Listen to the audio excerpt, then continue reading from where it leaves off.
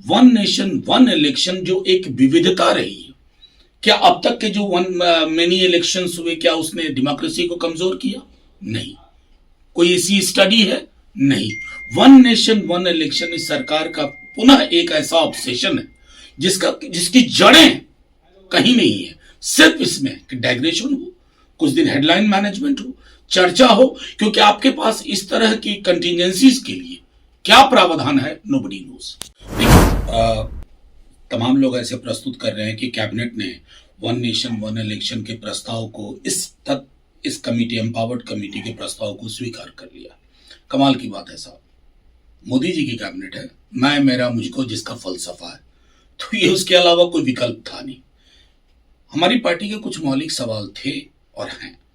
इस देश में 1960-62 तक तो वन नेशन वन इलेक्शन था, 52, 57, 62, उसके बाद ये माला टूटी।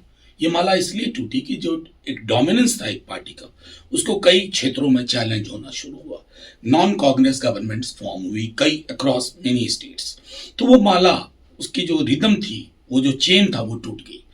कई जगह अल्पमत की सरकार बनी, फिर मध्यावधि चुनाव हुए, फिर चुनाव हुए, कई बार कई राज्यों में 5 वर्ष के अंदर 2 या 3 चुनाव हुए, तो वो माला टूटी।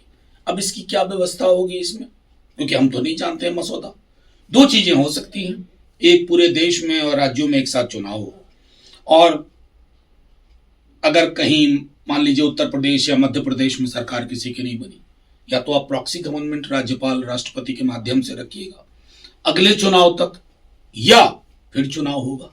और अगर फिर चुनाव हुआ तो माला टूट गई, क्योंकि फिर तो ऐसा नहीं है ना सब भंग करके चुनाव करें। और सबसे बड़ी चीज है कि 240 के मैंडेट के बाद लगा था कि माननीय मोदी जी अब रोजगारोन्मुख चीजों पर बात करेंगे, डाइग्रेशन और कुछ नहीं है। वन नेशन वन इलेक्शन जो एक विविधता रही है, क्या अब तक के जो मेनी इलेक्शंस हुए क्या उसने डेमोक्रेसी को कमजोर किया? नहीं। कोई ऐसी स्टडी है? नहीं। वन नेशन वन इलेक्शन इस सरकार का पुनः एक ऐसा ऑब्सेशन है जिसकी जड़ें कहीं नहीं है, सिर्फ इसमें कि डाइग्रेशन हो, कुछ दिन हेडलाइन मैनेजमेंट हो, चर्चा हो, क्योंकि आपके पास इस तरह की कंटिजेंसीज के लिए क्या प्रावधान है, नोबडी नोस।